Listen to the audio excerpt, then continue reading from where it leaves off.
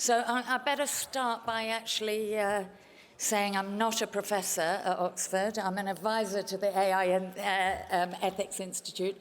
And I'm also going to do a declaration because I'm a member of the House of Lords in the UK Parliament. I'm an independent member. I am unaligned to a party. And where I do a lot of work around data protection, around AI, child protection. And you have to forgive me for not having slides because I've been involved in a real-time fight about grok over the last 4 days. So just imagine many beautiful things as I'm speaking. I was really taken, in fact, during the last conversation, which I wrote it down. Servers and processing alone will not deliver control. And I think that that's really what I want to talk about, is about what does it mean for us to not have human control over creativity. Now, I don't think it's an incredible secret that for decades, we've seen the scraping of copyrighted works by tech companies. And the new generation of generative AI has supercharged that. And the objections of artists, creators, have got louder.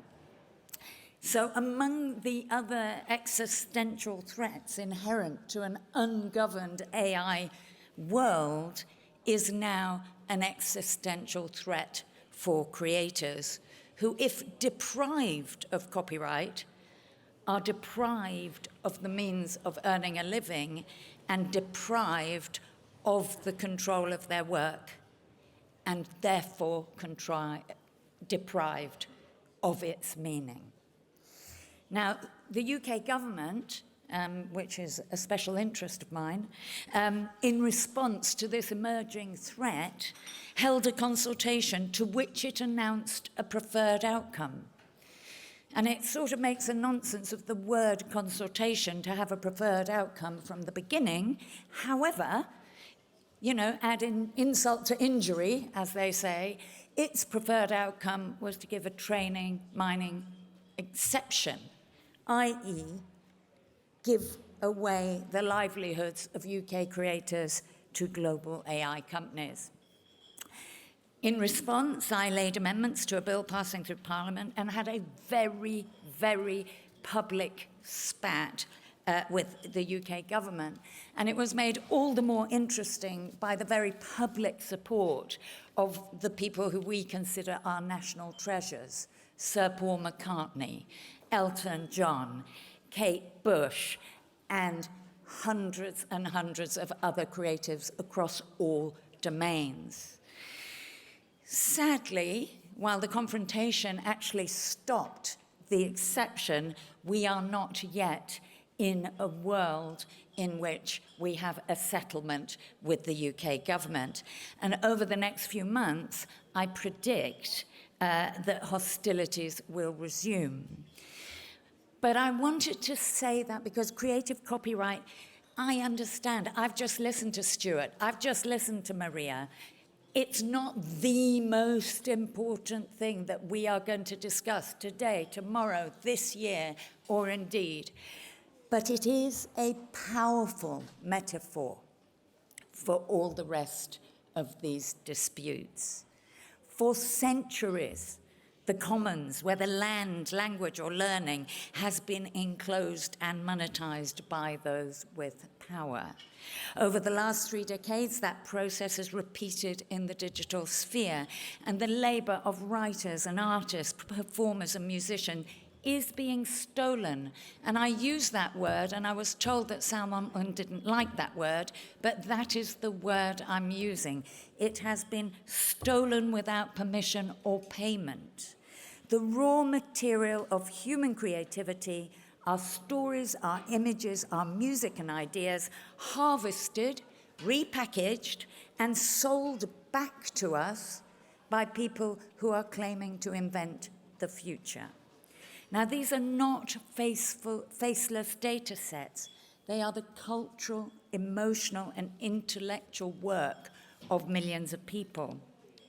In the UK, from every song ever written to Winnie the Pooh, and the entire contents of the British Film Archive. We in the UK consider ourselves a creative powerhouse. It's the second biggest industry second biggest industrial sector, and it's the root of much of our soft power. And what is being stolen is some of the UK's most valuable cultural and economic assets. And there are three issues at stake: innovation, the meaning of art, and democratic control. And I want to be clear here. I'm an early adopter, I'm not against innovation, and innovation has always built upon what came before. And like many, I am excited about the potential uses of AI as a co-creator, as a tool, and its broader societal implications. But there is a world of difference between inspiration and appropriation. There is a world of difference between learning from art and looting art. And the creative industries are not standing in the way of progress. They are the progress we seek. Many of the inventions that are becoming real in our lifetime were first imagined by novelists and artists, from the Jetsons' flying cars to the tablets and voice assistants featured in A Space Odyssey. The music, film, and design sectors were amongst the first to embrace digital tools, to innovate, to reach new audiences, and to pioneer new business models. But the creative sector, whilst understanding that technology can empower, also understands that that power must be shared and their rights respected. The meaning of art is not a phrase for the pretentious or privileged. Creativity is not an indulgent nor a pleasant distraction for the rich that happens between lunch and dinner. It is a hard-nosed, economically vital industry that contributes 120 billion to the UK economy, employs 2.4 million people, and it sustains communities. It drives inward investment, our exports, our tourism, and shapes our global identity.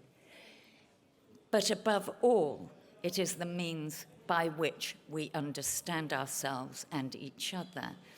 And the physicist Brian Cox once said to me, "Physics has taught us that there was a beginning and there will be an end, but it is art that will help us understand how to spend our time in between." Creativity in all its forms is the mirror in which society sees its reflection. And so to treat the products of that industry as free raw material in the training of AI systems turns a living, breathing, creative ecosystem into a strip mine for machine learning. The language of openness and innovation cannot be allowed to disguise the reality of a massive transfer of value from creators to corporations, from those who make culture to those who monetize it, from the many to the few. And if creativity is how we see and understand ourselves and each other, so we must ask, what happens when the products of our creative industries, the novels and scripts and songs and paintings, are absorbed into generative models that mimic their style and undercut their livelihood? What happens when culture stops valuing the human art of creation? And what happens when the information ecosystem becomes not a space for discovery, but merely an average of everything that came before, or even worse, a reflection of the person who owns it? And I feel this is a fight worth fighting, because machines can imitate style, but they cannot reproduce human meaning. And if we fail to protect creators, we don't just fail to protect a sector, we are failing our part in this new world.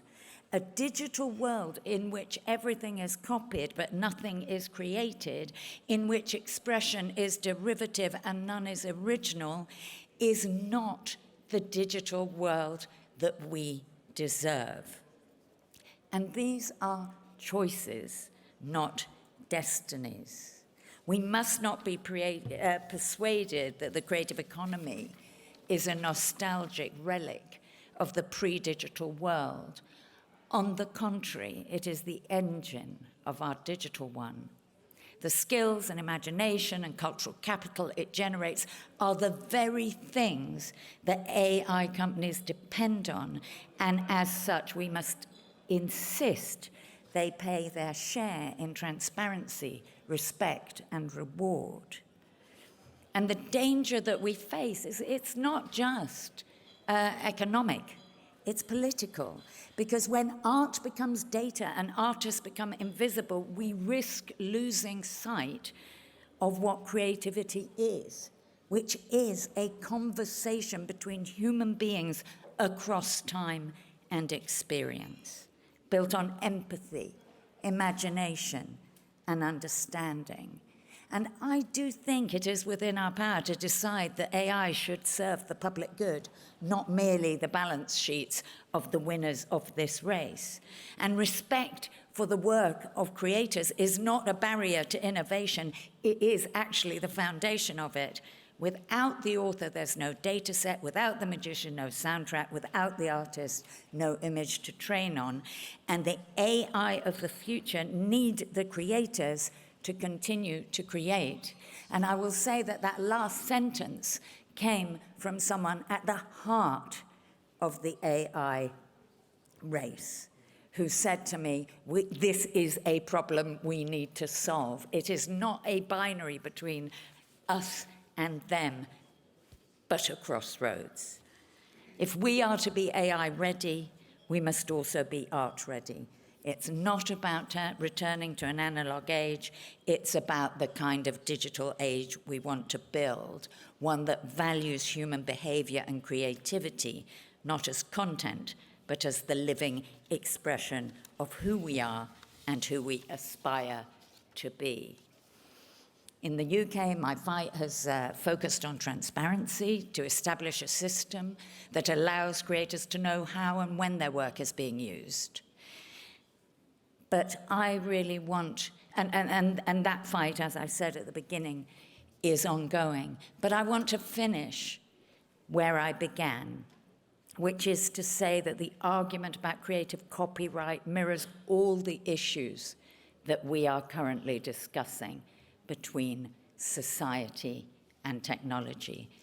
Because who owns the health revolution and who benefits from its advances? Who controls the resources that power critical infrastructure in times of peace and in times of conflict? In whose hands will security and surveillance rest?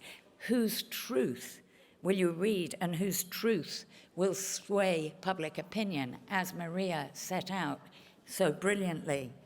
And who will be the collateral damage of systems held in too few hands?